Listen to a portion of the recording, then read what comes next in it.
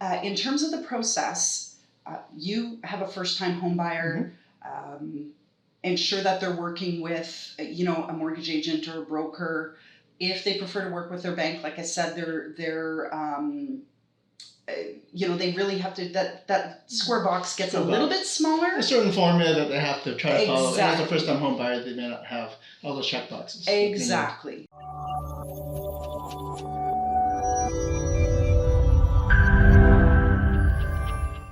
Hey everyone, it's Lawrence Mack here from Remax Realty. I'm here with Lucy Gagliardi, a mortgage agent from Oz Capital. Thanks for joining me today, Lucy. Thanks so much for having me, Lawrence. Great to be here. That's great. Today we're going to talk about first-time home buyers and what they need in order to qualify to buy a house and the process involved, because I get that question a lot from a lot of people who are renting right now and looking to buy their first home. So Lucy, what is the actual process from somebody who says, I think I want to go buy a home? So firstly, I want to mention that this is a really intimidating process for anybody that hasn't gone through it. And everybody's all excited about, going out looking for the property. They're just super duper excited. And that's where they really want to start. The most important place to start really is with your financing. You have to understand exactly what you can do, what you can't do. There's so much in the media about what you can do, what you can't do, how much more difficult it's become to get a mortgage. And so I really think that there's a lot of fear with first-time home buyers. And the best advice that I could give a first-time home buyer is get educated. Find out what you can or what you can't do. Again, working with a mortgage agent, you do have a broader spectrum of lenders and perhaps some more options with regards to that. So in terms of the process, you have a first-time home buyer.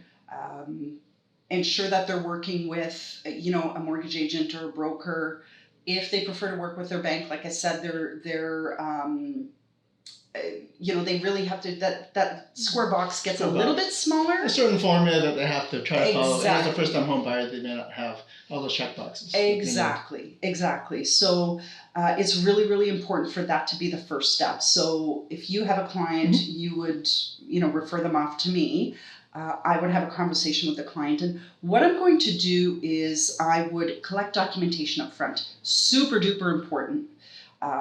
My process is a little bit more involved with what the plans are, how much is the down payment, credit checks. Now, I don't do credit checks right away at the beginning. We come up with a solution. We do run the numbers first and then the credit check.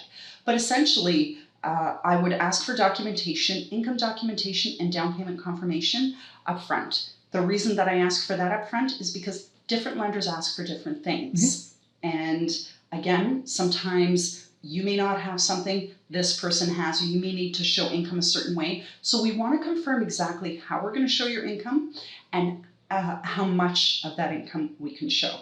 Okay, so if you're salaried, it's, cookie cutter, fit in the square box, you don't. But there, again, are other circumstances and, contract positions. Self-employed people. Exactly. Self-employed, hourly. Even a person that is working hourly, while they make a set amount, they may not necessarily work the number of hours, or they may not have guaranteed hours. They may not have 2 years of history at that particular employment. So there are so many different things that can happen just with the income. And so that's the reason that I ask for income confirmation up front. Secondly, down payment confirmation is asked for up front because we have anti-money laundering legislation rules that we have to follow. If for some reason something happens and your client is in, we're firm in a contract and there's something wrong with, or there's a large deposit that we can't account for, or there's, maybe not a full 90 days without explanation, that mortgage is not closing. So the client is now stuck in a contract they can't get out of. It could potentially cost them a lot of money, and it could potentially cause a lawsuit. And that's the last thing that we want to do. So upfront income confirmation, down payment confirmation, we do an application. I scrutinize that application. I'm not going to say underwrite it. I'm going to say scrutinize it because, again, it's really important for me to make sure that you're in a position where when I tell you you qualify for $500,000, that's what you qualify for. Okay? So my job here is to make sure that, and again, this isn't just for first-time homebuyers, this is for everybody, to make sure that when I give you numbers for a pre-qualification or a pre-approval, the client is actually qualified. We're just waiting to find the property now. I see. So you do need the paperwork for income verification. What about the buyer, for instance, that just says, you know what, this is how much I make. I make $50,000. I don't really want to give you all the paperwork for that. Can you just pre-qualify me? And what would you say to those type of people? Well, I would give you basic numbers. I would tell you they don't mean anything. Yeah.